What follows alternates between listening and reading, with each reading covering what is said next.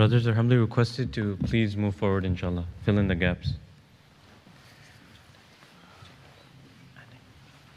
الحمد لله الخالق الوجود من العدم وجاعل النور من الظلم ومخرج الصبر من الألم فنشكره على المصائب كما نشكره على النعم ونصلي ونسلم على رسوله الأكرم ذي الشرف الأشم والنور الأتم وكمال النبيين والكتاب المحكم سيد ولد آدم الذي بشر به عيسى ابن مريم ودعا لبعثته إبراهيم عليه السلام حين كان يرفع قواعد بيت الله المحرم والذي بارك الله به كافة الناس العرب منهم العجم فسبحان الذي لم يتخذ ولدا ولم يكن له شريك في الملك ولم يكن له ولي من الذل وكبره تكبيرا أما بعد يقول الله تعالى في كتابه بعد أن أعوذ بالله من الشيطان الرجيم بسم الله الرحمن الرحيم كل نفس ذائقة الموت وقال عليه الصلاة والسلام إن الله لا يقبض العلم انتزاعا بل يقبضه بقبض العلماء حتى إذا لم يبقى عالما اتخذ الناس رؤوسا جهالا فأفتوا بغير علم فضلوا وأضلوا أو كما قال عليه الصلاة والسلام. Respected audience, dear brothers and sisters, whenever someone passes away, a question is asked, that is, what has he left behind for us? And depending on the caliber of the person, people determine his legacy. If it was an ordinary individual, people usually haste towards his money and his wealth, and they want to distribute it as quickly as possible. The inheritors, they quickly want to take away all the wealth, whatever wealth they can get their hands on. And depending on the person's caliber, people ask the question, what have they left behind for us?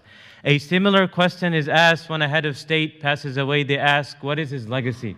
And as we know that the people of this world, or the ones who have some sort of position in this world, when they pass away, people do remember them for a few days, and then people move on because in their minds they have better things to worry about, and soon they are forgotten. The positions of this world, the status of this world is nothing. Aaj ka Wazir-e-Azam, kal ka Asir-e-Azam ho sakta hai. The Prime Minister of today can be a prisoner of tomorrow. There is no stability when it comes to the positions of the world. A similar question is asked when the Anbiya alayhimu salatu wasalam pass away. People ask, what have they left behind for us? What is the legacy that is left behind by the Anbiya alayhimu salatu wasalam? The answer for that was given by Rasulullah sallallahu alayhi wasallam himself when he said, "Taraktu fikum amrayn in tamassaktum bihima lan tadillu ba'di abada." That I have left behind two things amongst the people of my ummah. If they hold on steadfast onto it, if they grasp it, they will never go astray. Kitab Allah wa Sunnati, and those two things, they happen to be the book of Allah subhanahu wa ta'ala and the sunnah of Rasulullah sallallahu alayhi wa sallam. Till the end of times, these things will serve as a guidance and as a beacon of light for mankind. When it comes to the passing away, maut is something that was frequently mentioned in the Quran, and it is something which is frequently spoken about from the mimbars and from the wa'adh and every single talk that is given to encourage people, to remind them towards the direction that they're headed in. Maut is something that is inevitable. It's something that will come upon each and every single one of us. Rasulullah sallallahu alaihi wasallam had to face death as well. It is mentioned in the hadith more or less to the effect that when Rasulullah sallallahu alaihi wasallam was in his last moments, his forehead was sweating, and he said, "Subhanallah, inna lil mawti sakaratun," that indeed, glory be for Allah subhanahu wa ta'ala, indeed death is a very painful affair. Allah subhanahu wa ta'ala, when He saw the intense love that the Sahaba ridwanullahi ta'ala alayhim ajma'in had for Rasulullah sallallahu alayhi wa sallam, He prepared them beforehand for the demise of Rasulullah when He said, "Innaka mayyitun wa innahum mayyitun." Verily, O Rasulullah sallallahu alayhi wa sallam, a day is going to come when you're going to pass away, when you're going to die, and all these companions that are around you are also going to pass away. This is the sunnah of Allah subhanahu wa ta'ala, that nothing besides Him in this world has baqa. Each and every single thing is fani. A day is going to come when it is going to pass away. وَلَن تَجِدَ لِسُنَّةِ اللَّهِ تَبْدِيلًا, and there is no alternative for the sunnah of Allah subhanahu wa ta'ala. Allah subhanahu wa ta'ala mentioned in the Quran, وَمَا مُحَمَّدٌ إِلَّا رَسُولٌ قد خلت من قبله الرسل أفإن مات أو قتل انقلبتم على أعقابكم. That, O companions of Rasulullah sallallahu alaihi wasallam, know that Muhammad sallallahu alaihi wasallam is but a messenger. The messengers before him have also passed away, and he is also going to pass away. The thing is, أَفَإِن مَاتَ أَوْ قُتِلَ انقلبتم على أعقابكم, that if Rasulullah sallallahu alaihi wasallam were to pass away, are you going to revert back to your old ways? So death is a reality which is going to come upon each and every single one of us, And if it's something that Rasulullah sallallahu alaihi wasallam had to face, then it's something that each and every single one of us has to face. As we know, we came across probably a calamity yesterday, which was the demise of Mufti Rafi Uthmani, Rahimahullah. And I got the opportunity to see him from very close. I did not spend a lot of time in his company. I spent about a year, give or take. And during that year, due to large and massive crowds, I was not able to spend a lot of time in his company. One-on-one company was very, very difficult or next to impossible. And as we know that the ulama of Islam specifically happen to be the waratha of Anbiya. They're the inheritors of the Anbiya alayhimu salatu wassalam. As the hadith of Rasulullah sallallahu alayhi wasallam states, Al-ulama'u warathatul Anbiya. That the ulama are the inheritors of the Anbiya alayhimu salatu wassalam. And the inheritance is not diraran wala dirhaman. It does not happen to be in money or in monetary value, but it happens to be وَإِنَّمَا وَرَّثُوا الْعِلْمِ. It happens to be the ilm that they have attained. Allah subhanahu wa ta'ala in numerous places in the Quran mentions the high status of the ulama. قُلْ هَلْ يَسْتَوِي الَّذِينَ يَعْلَمُونَ وَالَّذِينَ لَا يَعْلَمُونَ. That you think that the people who know and the people who do not know, can they be the same? Can they have the same value in the eyes of Allah subhanahu wa ta'ala? In another verse, Allah subhanahu wa ta'ala mentions, شَهِدَ اللَّهُ أَنَّهُ لَا إِلَهَ إِلَّا هُوَ وَالْمَلَائِكَةُ وَأُولُو الْعِلْمِ قَائِمًا بِالْقِسْطِ. That the testimony is given that there's none worthy of worship except Allah subhanahu wa ta'ala, by Allah Himself. And then the angels, and then ulul ilm, the people of knowledge, the people who have ilm. And this happens to be a transfer of ilm from the Salaf al-Salihin, starting from the time of Rasulullah sallallahu alaihi wasallam to the Sahaba ridwanullahi ta'ala alayhim ajma'een, and then the Tabi'een, and it goes on until the chain of knowledge reaches us. And that is the value that we see in our asatidha. The current times that we live in, or the society that we live in, there's not a lot of respect and reverence for the teachers or for the ulama. That happens to be the sad reality of the West. But when you go into the Eastern environment, the asatidha, the teachers and the ulama are highly respected. At times they're given the place of the father, and they are respected like a father. And one thing I would like to state beforehand, that I am not worthy or even capable of sitting here and giving you some small experiences that I had in the company of the revered Shaykh. I'm not even equal to the dust of his shoes. And this is something that each and every single one of us have to understand. خَيْرُ أُمَّتِي قَرْنِي ثُمَّ الَّذِينَ يَلُونَهُمْ ثُمَّ الَّذِينَ يَلُونَهُمْ. That the best of the times is the one closest to the time of Rasulullah sallallahu alaihi wasallam. The more and more we get away from the time of Rasulullah sallallahu alaihi wasallam, the less khair we will find. And there's no higher calamity than the passing away of an alim. As the saying says, مَوْتُ الْعَالِمِ مَوْتُ الْعَالَمِ. The passing away of a scholar, of an alim, is like the death of the entire mankind. And this is a sign of the ilm being taken away by Allah subhanahu wa ta'ala. Specifically in these past few years, so many ulama have passed away, and there is no replacement for the ulama who keep passing away. As the hadith of Rasulullah sallallahu alaihi wasallam states, إِنَّ اللَّهَ لَا يَقْبِضُ الْعِلْمَ انْتِزَاعًا. That ilm is not something that is taken away by Allah subhanahu wa ta'ala at a split second's notice. It simply doesn't happen that a alim goes to bed and then the next morning he wakes up, his ilm is not there, or he could not remember anything. That's not how it happens. بَلْ يَقْبِضُهُ بِقَبْضِ الْعُلَمَاءِ. But ilm is lifted by Allah subhanahu wa ta'ala by the passing away, or by Allah subhanahu wa ta'ala taking away the ulama. حَتَّى إِذَا لَمْ يَبْقَى عَالِمًا. Until a time comes that there is no genuine scholar, no genuine alim left in the world. اتَّخَذَ النَّاسُ رُؤُوسًا جُهَالًا. And people, they will begin to turn away to the ignorant people. They will start asking the affairs of their deen from the ignorant people.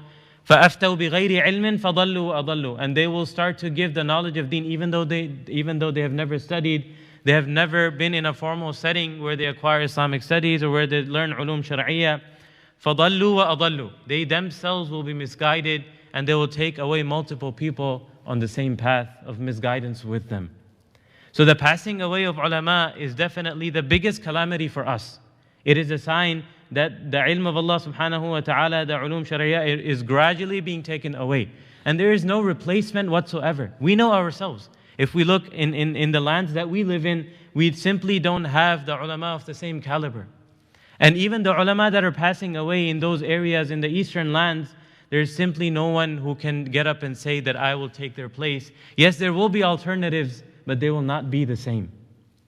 But death, as I mentioned before, is a reality, and it is a system of Allah subhanahu wa ta'ala. رَضِينَا بِقَضَاءِ اللَّهِ وَقَدَرِهِ. That we should be happy with the decree of Allah subhanahu wa ta'ala. Most of you are familiar with the demise of the beloved son of Rasulullah sallallahu alayhi wa sallam, who was the last son of Rasulullah alive, Ibrahim radiallahu an.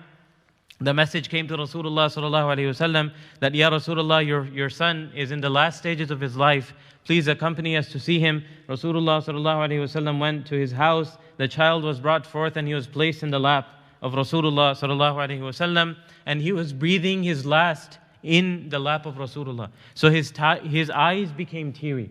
Tears started to flow down from the eyes of Rasulullah. A companion who was next to him, he said, Ya Rasulullah, ma hada? What is this? O Rasulullah sallallahu alayhi wa sallam. Rasulullah replied, it is an expression of grief.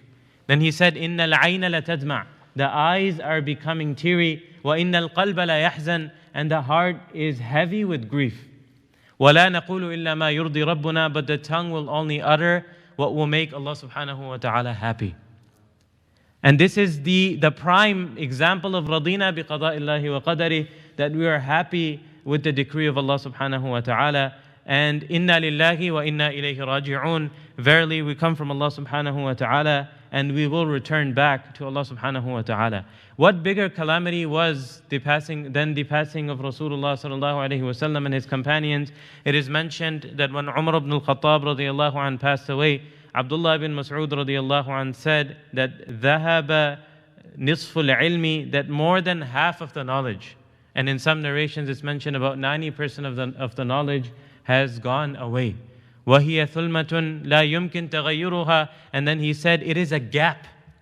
It is such a gap or such a void which none of us are capable of filling. And who is saying this? It is Abdullah bin Mas'ud radiyallahu anhu, who is known as the faqih of the ummah of Rasulullah sallallahu alayhi wa sallam. Similar is the case of Abdullah ibn Abbas radiyallahu anhu. When he passed away, it was mentioned, مَاتَ رَبَّانِيُّ هَذِهِ الْأُمَّةِ, that the person who was connected with Allah subhanahu wa ta'ala has passed away today. So going back to Mufti Rafi Uthmani rahimahullah, he belonged to the Uthmani family and he was born in Deoband in 1936, and which was India, and he's the eldest son of Mufti Shafi rahimahullah, who is the author of Ma'arif al-Quran. And as most of you, the older people, probably know, that Mufti Shafi rahimahullah was closely associated with the Pakistan movement, Tehreek-e-Pakistan, and he was frequently in contact with Maulana Zafar Ahmad Uthmani, who drew up the constitution of Pakistan. So when partition happened in 1947, the age of Mufti Rafi Uthmani at that time was approximate 10, 11, and some books state that he was about 12 years old at the time of partition. So his entire family immigrated from Deoband to Karachi.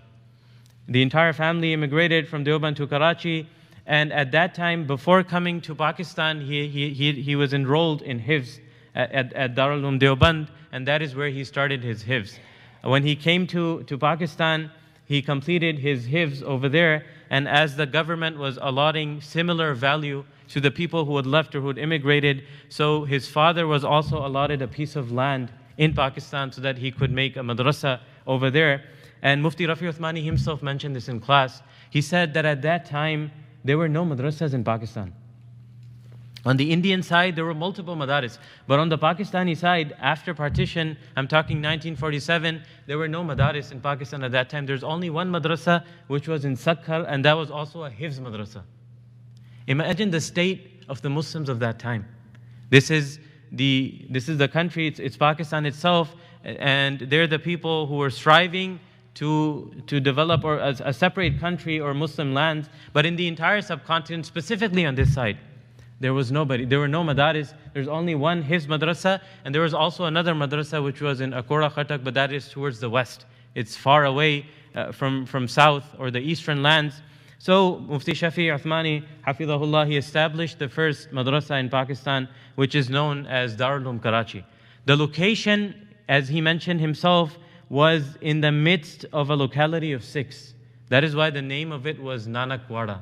It was in the middle. It was initially a school, I believe a primary school or elementary school, as we say here, for girls. And that building was bought and it was turned into a madrasa. But at the same time, there was a lot of difficulty because they were surrounded by a lot of non-Muslims. So he mentions that once a person who wanted to attain nearness to Allah subhanahu wa ta'ala, I believe that individual was from South Africa. He approached Mufti Shafi rahimahullah, who's the father of Mufti Rafi Uthmani, and he said that I want my akhirah to be made. So he donated a large piece of land on the outskirts of Karachi itself, which at that time was not considered the city of Karachi, it was considered interior Sindh. So he donated a large piece of land on the outskirts of the city, and he said that please make use of this land. But the thing is, it was the desert. As most of you know, Sindh is entirely desert.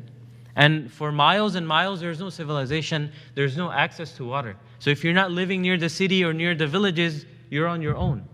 You cannot simply go there and develop something. So he said that the piece of land was given, but we didn't know what to do with it. Because we were in the middle of the desert, there were no resources available at that time. You need to understand, nobody was in the position of donating anything for the sake of Allah subhanahu wa ta'ala. People were coming with nothing on them. They had nothing, absolutely nothing. People would just come with a bag of clothes. That's how people were coming into the country itself.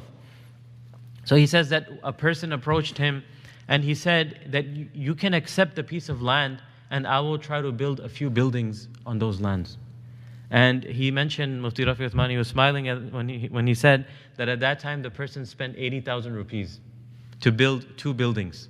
80,000 rupees, I believe, nowadays you can't even purchase an air conditioner in that much. When I was in Pakistan back in 2017, even a small AC unit was about 100,000 rupees. So he spent 80,000 rupees and they built two buildings, and he says that the ta'sis or the foundation of the madrasa was laid down by me and my brother, in the sense that we were the first 2 students. That is the start of Darul Karachi. And that is how his formal education, his Islamic studies started, his Uloom Shari'ah started, and he himself is a graduate of Darul Karachi. Both of them say, Mufti Rafi Uthmani and Mufti Taqi Uthmani, both of them graduated from Darul Karachi itself. And initially, most of the akabir of Deoband, they were themselves the teachers in Darul Karachi. That includes Mullah Salimullah Khan Sahib, Mufti Kifayatullah, the author of Ta'limul Islam. All of them, they were teachers at Darul Karachi, and they were the initial teachers of Mufti Rafi Uthmani and Mufti Taqi Uthmani. And he used to tell us that initially there was a lot of mujahada, a lot of sacrifice, because he said we were children that had always resided within the confinements of home. He said when we were in Hifz Madrasa, we would go home on a daily basis and ghar ki roti khate the hum log. We would eat the roti that was cooked at home. And when a person is living at home, there's a lot of comfort. As most of the people who have studied abroad, they know how difficult it becomes. Even though there may be no difficulty around you, but just the fact that the comfort of your home is taken away from you, initially it is intense mental torture. You don't have your room anymore. You don't have your bathroom, no closet. Your clothes are all over the place. And most of you who are sitting here, students of ilm and knowledge, know that. And it's a great sacrifice, specifically. And I would like to mention this in front of the members of the community, that a lot of times we don't witness the sacrifice firsthand. But the first initial step, starting from the intention of studying, to packing, to bidding farewell to your parents, the tears of your mother, the tears of your father. The fathers, they never show their grief, but on the inside they're crying. They let go of their children and they send them out. That in itself is a great sacrifice. Not to mention the sacrifices they have to go through when they come in an unfamiliar environment, when they're bored. their life, the comforts of life are nowhere to be found. Obviously, conditions here are much different than they are abroad. So Mufti Rafi Uthmani mentioned that when they went to that area to study there, because 2 rooms were built, he said those 2 rooms were the classrooms and they were also the boarding of the students. So we would study in the same place and we would also sleep in the same place. And he said initially we couldn't go out to use the bathroom. There was no setting for a bathroom, so we had to go out on our own. We would go out in 2s and 3s because there would be coyotes and all kinds of animals roaming the desert. It's an extremely dangerous place. He said when we would go to sleep in the morning, we'll find scorpions and different kinds of dangerous desert creatures in our room. Sometimes he said that animals would come in and take away, steal our milk or any food items that we had in the room, because initially the rooms did not have door handles, they were open. And he said during the winter months, as we know in the desert, it gets extremely cold. He said that we used to wrap ourselves in multiple sheets and sit for our dars, and at the time of sleep it would be extremely difficult to go to sleep. So, and remember, normally we see, when we see the ulama, we see them in their prime. So in our mind we're thinking they live in luxury. But we have never seen their past.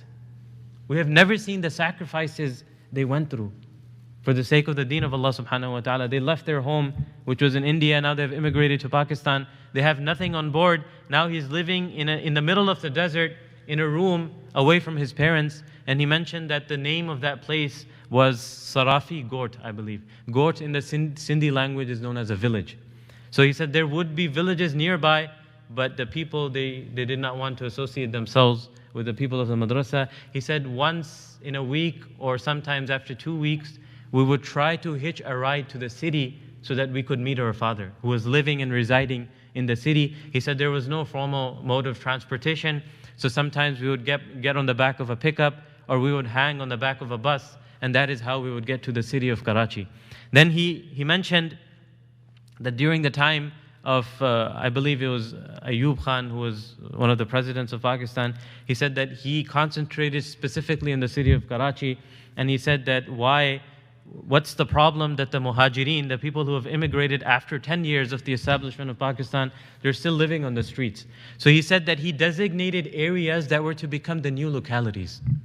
And that is how a small township of Korangi, which is the current area that Darul Karachi is in, was established. Now it's a bustling place. It's considered more of like a slum of Pakistan. It's extremely populated, and the flat system where people live from top to bottom.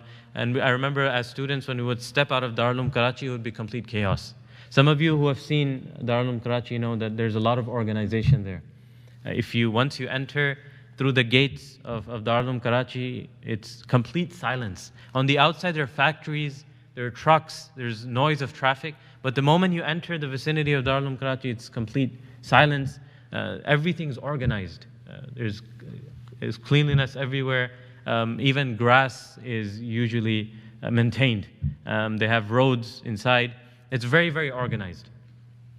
But like I mentioned before, initially there was no such thing. There was just 2 rooms over there. So he said that is how the area that we were in, the area of Darul Karachi, became known as an area that is also a part of Karachi. And that is how we were connected to the city.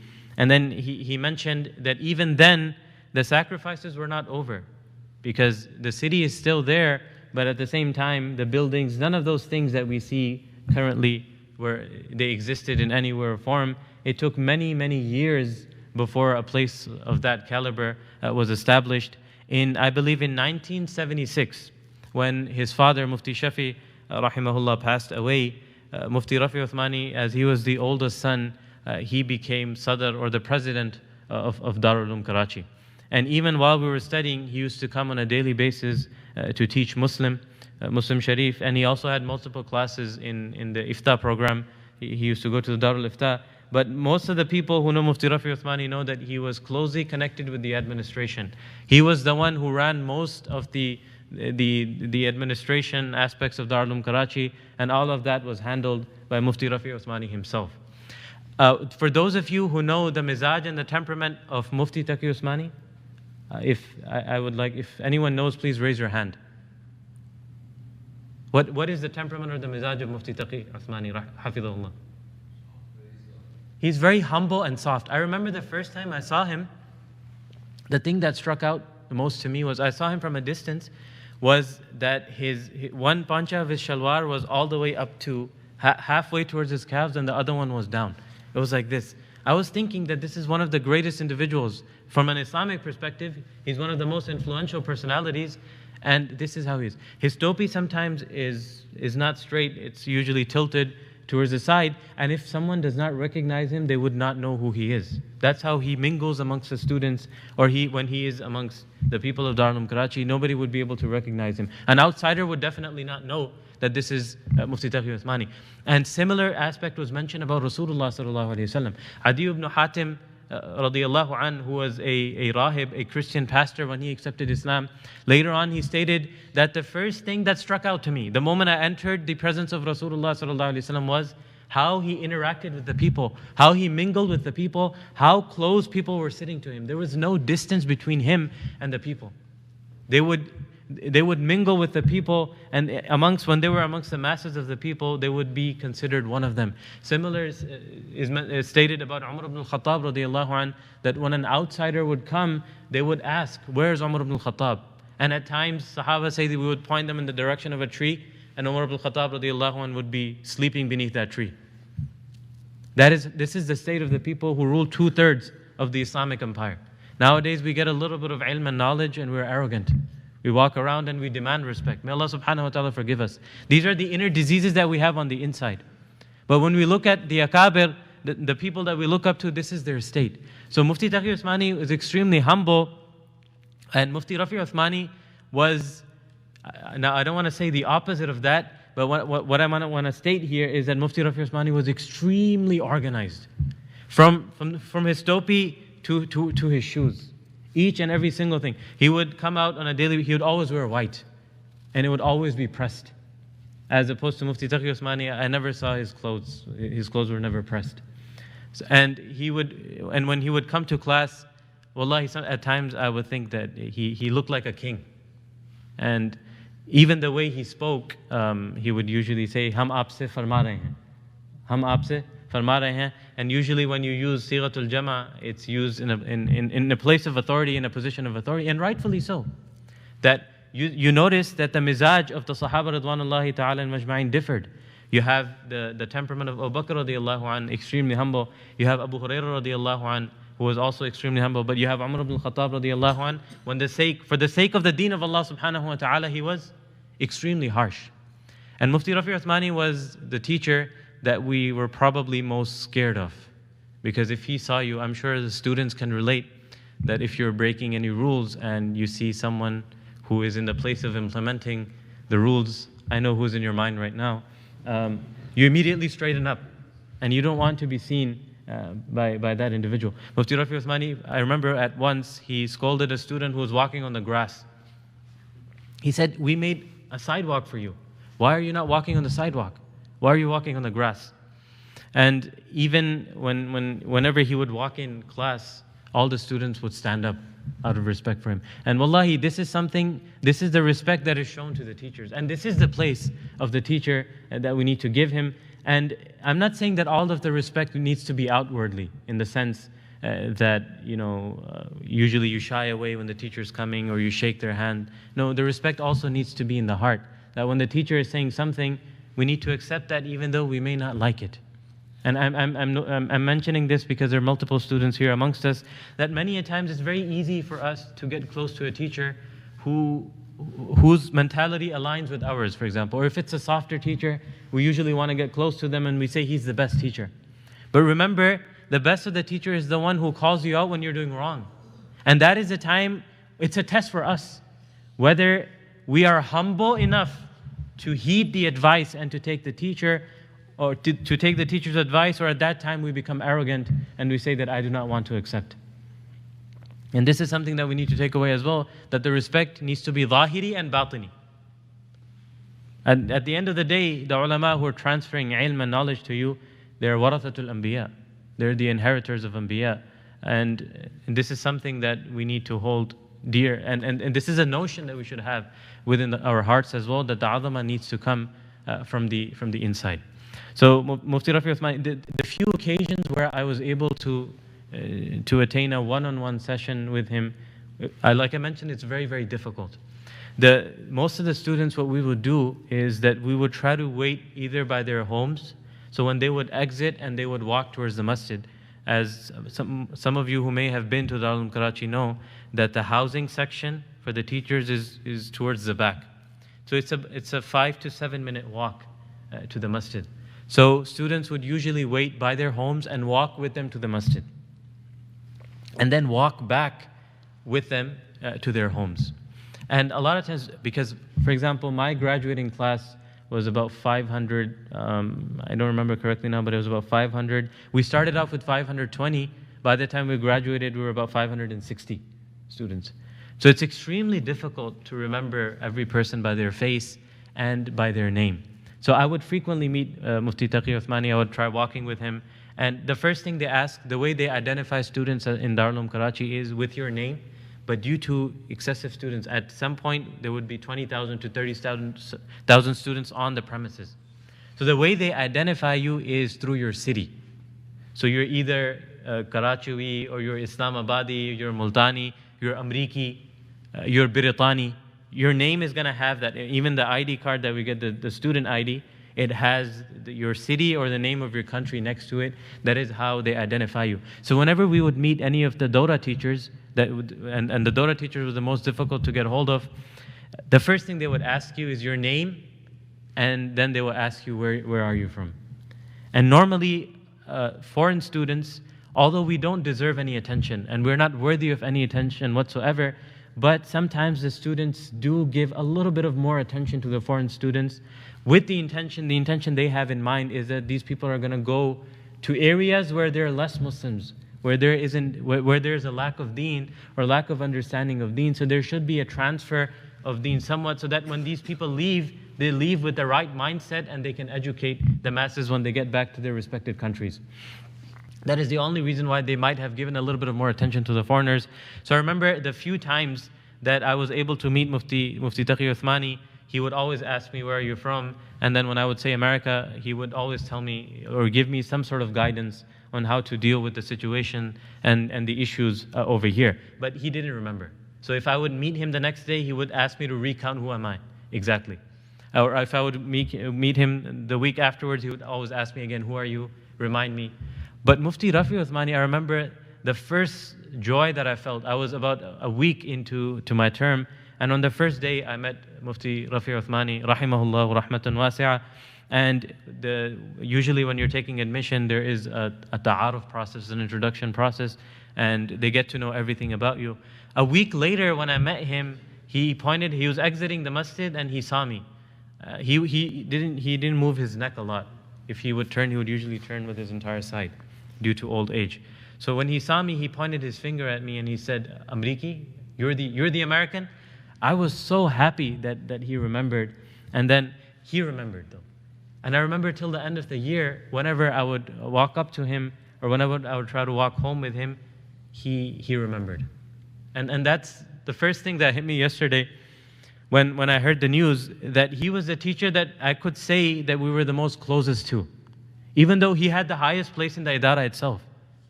He was extremely busy. He was always flanked by about 4 to 6 security guards at all time. Most of you know there have been multiple assassination attempts on his brother, Mufti Taqi Uthmani. After that, security has been extremely tight.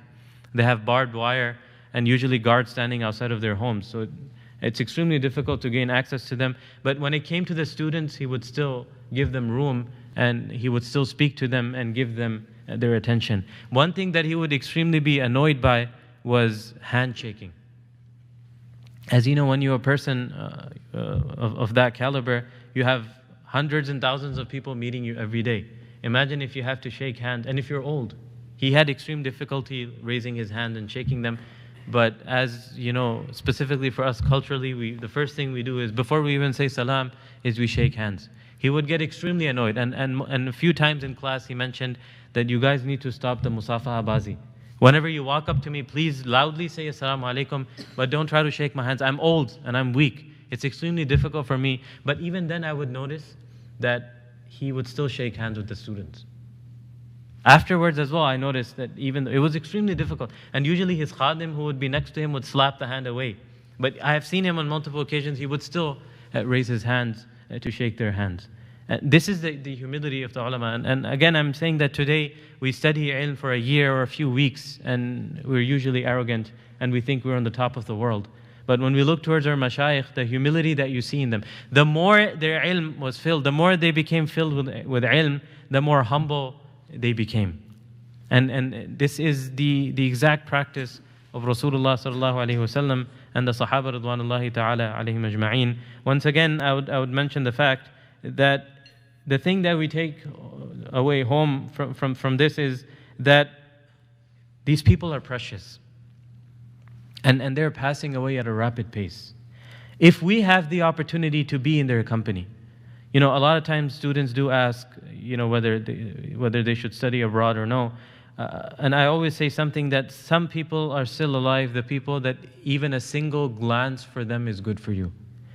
Even if you are unable to engage in a conversation with them, even if you are unable to gain a one-on-one or have a one-on-one discussion or a mulaqat with them, even the fact that they looked at you once is good for you. But these people are expiring at a rapid pace. 3 of my teachers have passed away this year, starting from Maulana Iftikhar, rahimahullah ta'ala, Sharh Ma'ani al-Athar, then Mufti Mahmud Ashraf, passed away, and then now Mufti Rafi Uthmani. And I also studied for about 7 years in Madrasa Ibn Abbas. Most of you who have been out in Tabligh are probably familiar with Dr. Amjad. Make dua for, may Allah grant him shifa. He's also extremely ill, and he's in the ICU at the moment. So what I'm trying to say is that these people are passing away at a rapid pace. And once again, there is no replacement for him. As the Sha'ir Jarir said that, أُولَٰئِكَ آبَائِي فَجِئْنِي بِمِثْلِهِمْ إِذَا جَمَعَتْ عِنْدَنَا الْمَجَامِعُ يَا جَرِيرٌ. That these are my forefathers. And if you want to praise your forefathers, bring the type of forefathers that are similar to mine in greatness. So these people are passing away at a rapid pace. There is no replacement whatsoever for people like them. There may be some alternatives, but it's not the same. So if we have the opportunity to benefit from them in any way or form, we shouldn't hesitate. And I remember one of the Dora students' father, I believe it's Riaz Bhai, I think he's in the back, when he mentioned Mufti Ibrahim Desai's passing away, and the time that he spent in their company. I was thinking how fortunate indeed he is, that even the time that we spent, later on a person looks back. Now when I'm looking back after I heard the news of the passing away of Mufti Rafi Uthmani, rahimahullah, I was thinking, why didn't I try harder? If I would have tried harder, I would have been able to gain access, or might have been able to spend more time in their company. Later on, it's just regrets. And remember, the hadith that I mentioned initially is that تَرَكْتُ فِيكُمْ أَمْرَيْن, that what Rasulullah sallallahu alaihi wasallam left behind for us in his legacy are the 2 things: Kitabullah, the book of Allah subhanahu wa ta'ala, and the sunnah of Rasulullah sallallahu alaihi wasallam. And that is exactly what we're trying to achieve here as students of knowledge. And we should have the reality and the value of that in our hearts, that there's nothing better than the fact that Allah subhanahu wa ta'ala has given us the tawfiq to take some time out, to set some time aside. We know how difficult it is. Nobody wants to give a single moment in the outside world. A person who's giving, I remember I was speaking to a student who was in the 1-year program. I told him that there is no room for wasting time. The single year that you're spending in the outside world, in the practical world, minimum, that's $60,000. If you're talking about minimum wage. And someone who has a bachelor's and a master's degree, we're talking more money. The world runs in value of money. So have value for the time that you're spending here. A lot of times what happens, we end up wasting time, or we don't give it its due. But remember that we have to look no further than these individuals. Each second of their life was calculated. They simply did not have time to waste or engage in pursuits that have no value or that render no results whatsoever. May Allah subhanahu wa ta'ala give us the understanding and give us the tawfiq to implement the teachings of these akabir in our lives, and to give us the value of these akabir kama haqquhu in our lives. We'll do some zikr inshallah, and then we'll perform ishraq salah and head for breakfast inshallah.